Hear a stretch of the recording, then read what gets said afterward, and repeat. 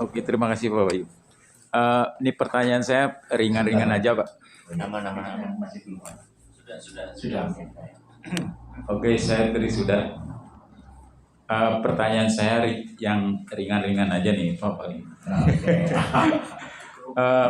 Saya masih penasaran ini. Sering saya melihat di persawahan tuh Pak ya. Biasanya kan problem hama burung ini. Nah terus itu mereka kan akhirnya untuk mencegah burung itu kan dia pasang net jaring di atas itu. Cuman saya nggak tahu berapa biaya costnya itu tinggi apa tidak. Karena itu saya sering kepikiran tuh. Berarti berapa ngeluarin biaya untuk misalnya kalau sampai dia 1 hektar misalnya kan banyak banget itu. Ya, itu pertama. Kemudian yang kedua tentang hama ini kera. Jadi kera misalnya kalau saya sering di daerah Ubud itu kan dekat Mankay Forest tuh. Jadi kadang orang susah nanam yang berhubungan dengan umbi-umbian atau buah-buahan. Jadi sulit sekali jadinya di sana berkebun yang hortikultura banyak seperti itu. Itu kira-kira ada gara-garanya nggak Pak? Makasih. Kalau itu burung, kalau untuk padi, ada beberapa padi yang memang dirancang untuk tahan burung dengan juri, daun bendera, kaku. Ini adalah padi yang tidak disukai oleh burung. Terus yang kedua, kalau Bapak mau bisa dengan tadi, burung itu takut sama namanya ular. Jadi buatkan CPT yang berbahan dasar adalah sambiloto dan gandum. Seandainya kita kasih jadul 10 kilo, sambiloto 10 kilo, diolah sama-sama, disemprotkan. Nggak harus terus Pak, pada waktu masa panen itu kan cuma 1 bulan, 2 bulan, 1 bulan lah ya. Semprot tiap minggu supaya dia burung ketika dia datang ke situ dia tidak akan datang. Itu biasa. Yang kedua, kalau untuk monyet cara buatnya begini. Ini kotoran ayam ditambah energi. Cucian beras, masukkan di sini, biarkan ini baunya minta apa? Kalau kena tangan itu 3 hari tidak hilang. Aduk saja atau biarkan saja 1 minggu. Setelah itu disemprotkan Pak, tanpa dicampur atau dipuaskan di pohon-pohon atau di jalannya monyet itu lewat. Seandainya lahan kita segini, ya kita kelilingi ini kita kasih itu di pohon itu nempelnya bisa 2 minggu. Jadi besok kita pegang sendiri, kalau masih bau berarti tidak usah dioles lagi, kalau bau disemprot. Nah, tapi ini ada sadisnya Pak, ada sadisnya sedikit. Kalau monyet sampai pegang pohon di sini, tangannya sendiri sampai dihancurkan. Karena monyet itu tidak suka dengan bau. Karena itu di ekornya Pak, terus dicium bau. Terus ekornya itu digaruk terus Pak, sampai habis. Sehingga apa? Dia tidak sempat cari makan. Jadi dia pekerjaannya cuma garuk. Tapi ya kasihan sudah. Tapi ya kita sambil berdoa, besok jangan kesini lagi.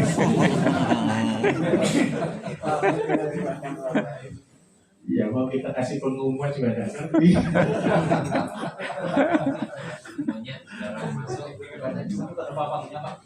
Seandainya kita kasih makan, seandainya kita kasih makan, dia akan terus kan. Saya punya 3 lumbung Pak.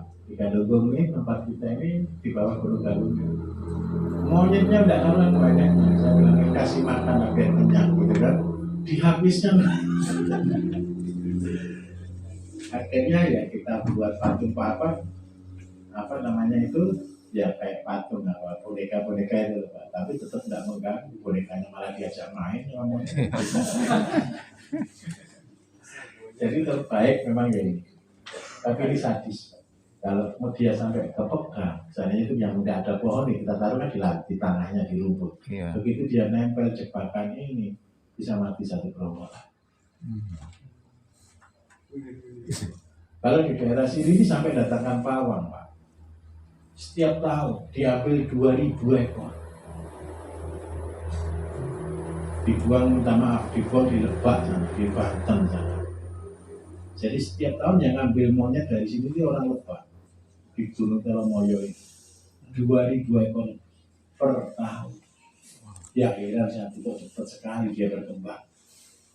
Padahal kayu-kayu sudah habis. Iya, kawin dan beranak. Beranak lagi siapa yang ngasih makan? Makanya dia tidak tahu makan apa saja di hutan. Jadi begitu Pak, saran saya. Tapi minta maaf, ini ada sadisnya sedikit. Jadi salah satu ciri monyet tidak mau bau. Kalau dia sampai kena bau, dia akan menggaruknya, dia akan mencucinya sampai betul-betul hilang. Dan masalahnya kalau kotoran ayam ditambah air leri ini tadi Pak, air cucian baunya sampai 3 hari di sabun pun tidak hilang. Begitu ya. Mari yang lain boleh tanya. Dan. Sampai bertahun-tahun tidak tumbuh menjadi sehat ada 2. Yang pertama tanahnya terendam air, bisa. Yang kedua tanahnya jadi asam, bisa. Terus kalau seandainya terendam air, apa yang dibutuhkan berarti perlu drainase, dibuatkan saluran pembuangan air. Jadi seandainya ini tanamannya, ini kan sawah nih, terus ini tanaman itu di sini nih, kita buatkan drainase, lubang selokan, supaya air bisa mengalir. Minta maaf, drainase yang pinggir sawah usahakan dalam, bisa kurang lebih 1 meter dalamnya. Supaya apa? Tanaman itu akarnya bisa pulih.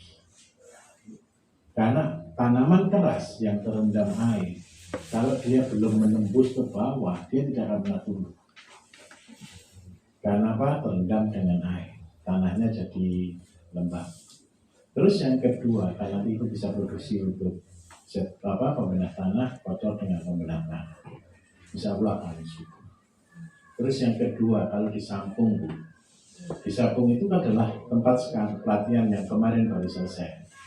Di tempatnya Pak Bupati Ponorogo. Kan rumahnya juga disampung. Nah, tanahnya luar biasa loh memang di sana. Dicangkul melawan gitu loh. Jadi kalau ada YouTube saya mencangkul itu di tanah sampung yang di bawahnya Gunung Kapur itu. Kalau seandainya buat sawah palsu di sana sudah lengkap. Ada 4 tipe bedengan.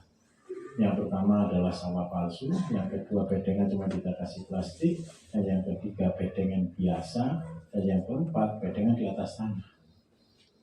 Nah ini ada 4 tipe. Jadi yang pertama sawah palsu itu memang kita gali 30 cm. Kita kasih plastik total. Yang kedua kita gali 30 cm tapi kita kasih plastik dasar sehingga air masih bisa keluar kanan kiri. Kemudian yang ketiga kita gali 30, kita cangkul 20 cm, kemudian kita garpu 10 cm. Kalau Pak KB bilang biasanya garpu talah, pakai garpu soalnya. Kalau ini bedengan biasa, nanti tanahnya pun bedengan biasa seperti ini.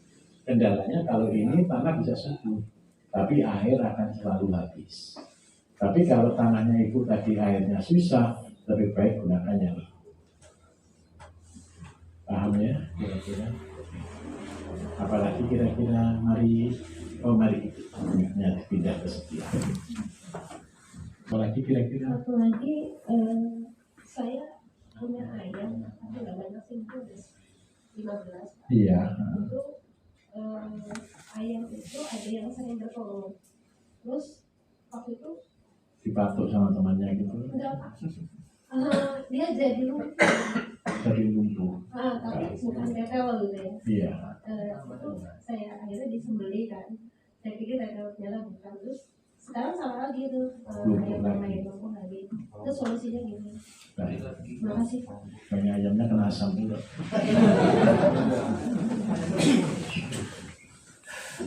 Begini, saya minta maaf. Kalau punya lahan yang jauh dari rumah, terbagus sebenarnya kalau tanah miring ketinggian 300 kan bisa tanami buah. Buah terbagus bisa alpukat, mangga, jeruk, itu bagus. Tetapi kalau jauh dari rumah, biasanya nanti kita yang tanam, orang lain yang panen. Jadi seandainya kita buat intensif, kita akhirnya menjadi kesusahan di sana. Nah, Baik. Kita tanami tanaman buah itu paling tidak nanggung resiko apa-apa.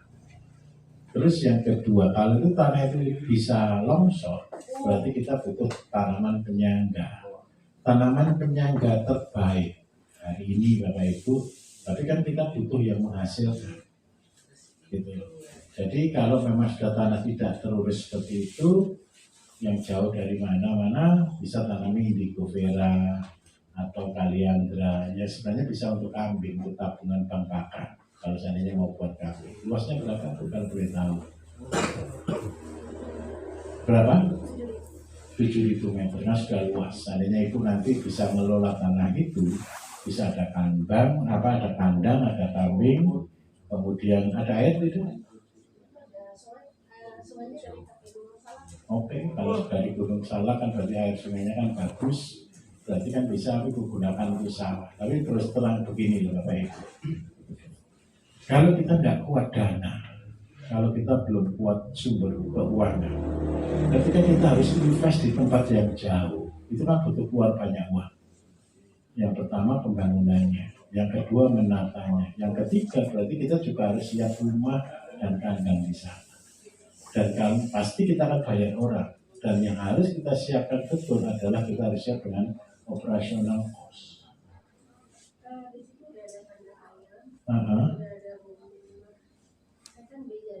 Oke. Ada sawahnya nggak kira-kira? Biasanya suka di sawah, sekarang sudah di tanah.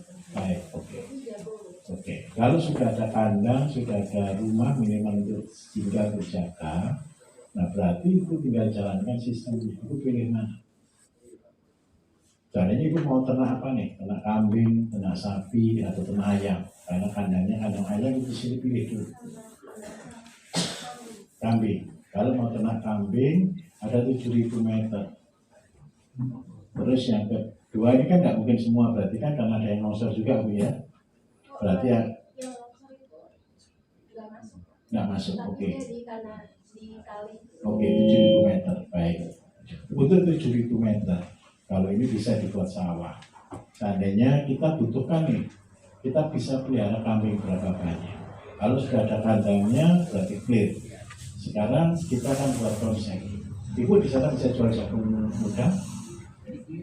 Harga berapa kira-kira?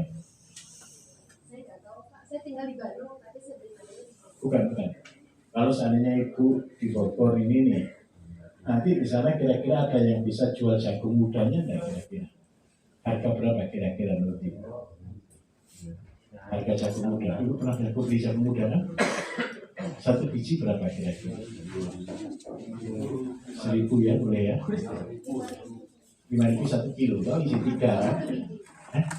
1.000 aja Bu. Enggak, satu bijinya berapa? 1.000 aja gitu. 1.000 aja Bu. Ini penting. Soalnya begini, kalau kita punya 7.000, itu kita harus ngitung begini. Jadi Bapak Ibu kalau kita dikatakan bijaksana, kalau kita mau ternak, kita harus menyiapkan pakannya. Jadi ada sebutan, orang yang bijaksana adalah orang yang menyediakan pakan bagi ternak-ternak. Itu kata kuncinya. Bagaimana caranya? Caranya begini, sepele. Saya punya tanah 7.000 meter nih. Tanah 7.000 meter ini akan saya tanami jagung. Jagung manis, adanya itu pakai jagung manis boleh, jagung hibrida biasa boleh, jagung lokal boleh. Kalau saran saya, kalau bisa itu dapat jagung ketan, tahu ya jagung bulut ya, warnanya putih atau ungu, betul ya? Itu lagi tren, mahal sekali. Tapi itu kenapa saya pilih jagung lokal? Karena dia jelas non GMO dan dia jelas sebagai anti cancer. Nah, seandainya saya ngomong dulu nih, jagungnya pakai jagung besar. Berarti jarak tanamnya anggap aja 1 meter, tadi jaraknya 70-40, isinya 35.000 sampai 70.000. Ini isinya. Rata-rata isinya adalah 70.000. Nah, kita butuh Bu untuk tanam jagung yang seandainya sehari kita tanam, karena usia jagung muda itu anggap aja dengan perawatan 80 hari. Berarti 7.000 dibagi 80, kita anggap aja sekitar 600 deh. bersih, 600 meter per hari. Seandainya itu tanam kan tidak mungkin per hari nih, tanam 1 minggu sekali, berarti 600 kali 7, berarti ada sekitar luasnya 7.000 kok 600, 60 ini. 60 kali 7 berarti 420 meter per minggu. Nah, 426 per meter. 1 meternya kali 10, berarti ketemu 4.200. Jadi setiap minggu kita tanam 1 petak yang luasnya 400 meter. Terus bertahap. Tujuannya apa? Yang pertama, itu punya penghasilan mingguan. Itu kontrolnya gampang. Tanam tiap minggu sekian ya, 400, isi belenya sekian. Seandainya pasti ada yang mati. Anggap aja yang mati tinggal 3.000. Minta tolong 3.000 ini sebagai income itu mingguan untuk bayar karyawan yang jaga, yang merawat kambing. Terus yang kedua, berapa kambing yang boleh kita pelihara di sini? Kalau saya punya 3.000 per minggu, berarti 3.000 kita bagi 3, ketemu 1.000. 1.000 kita bagi 7, ketemu 150. Anggap aja 150 gitu ya, 150 kilo per hari. 1 ekor kambing, makanya 6 kilo. Berarti ini kita bagi 6 lagi. Anggap aja ketemu 20 berapa ini? 25. Berarti ibu kapasitas 7.000 ini ibu bisa pelihara kambing 25 ekor. Kambing ini investasi. Ini bonusnya. Jadi sistemnya bilang ke karyawan begini, tolong tanami ini dengan jagung. Nanti gajinya kan itu gaji dari jagung nih. Terus limbahnya tolong kasihkan kambing. Nanti ibu belajar ngolah pupuknya, kotoran kambing, gaji kambing diolah, dijadikan pupuknya jagung lagi, sehingga jagungnya gratis. Minimal 1 tempat ini akan berfungsi.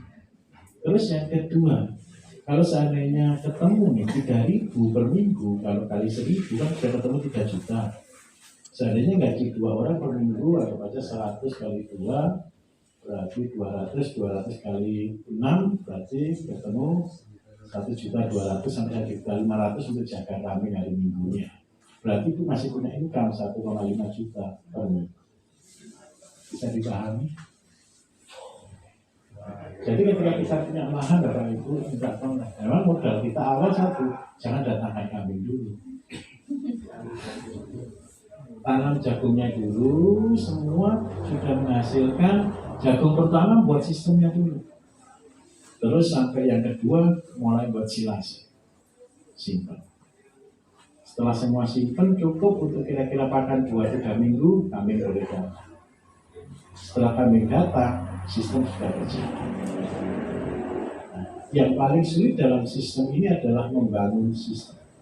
Karena apa, Bu? Pertama kali jual kelihatannya sulit deh untuk jual jagung. Kita perlu latihan. Kita minta tolong ke yang tukang sayur itu, bapak-bapak sayur bisa kita bawa ke pasar langsung boleh. Nah itu yang harus lakukan, mulai pendataan pasar terdekat di mana, pegawai yang akan ibu rekrut ajak ke sana supaya bisa bangun hubungan. Karena ibu tidak mungkin datang tiap minggu kan seperti itu. Mungkin awal-awal senang sih lihat-lihat, setelah jalan pasti bosan. Itu manusia. Ada orang yang full jaga di sini.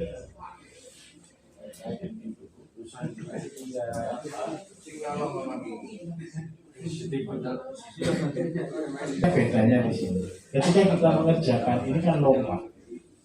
Ini lompat.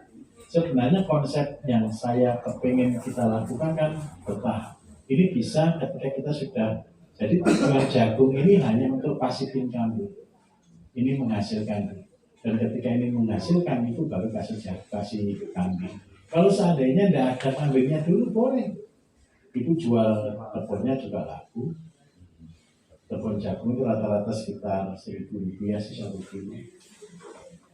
Terus yang kedua, seandainya ibu tidak mau untuk pakan, ini dikorbankan untuk pupuk juga tidak masalah. Begitu. Tapi kan lebih baik kan begini, kalau kita buat pupuk nih, kita kan tetap butuh chopper Bapak Ibu. betul kan? Daripada beli chopper lebih baik beli kambing. Kenapa kok begitu? Kalau chopper nggak bisa buat kotoran itu bulat-bulat, Bu. Tapi kalau kotoran kambing nggak usah disuruh, dia bulat-bulat. Paham maksud saya? Terus yang kedua, chopper itu nggak bisa beranak. Tapi kalau kambing ada kemungkinan beranak. Nah, lokasinya terbaik di mana? Taruh di rumahnya penduduk yang kerja. Nanti sistemkan bagi hasil. Jadi kambingnya sendiri itu no cost. Yang biaya cuma di sini, tapi sudah punya passive income. Tapi perjanjian, nanti tolong pupuknya dikumpulkan, kita olah untuk kunyit. Sehingga zero cost di jagung, zero cost di kambing, dan dapat income. Itu konsepnya. Seperti itu. Terima kasih.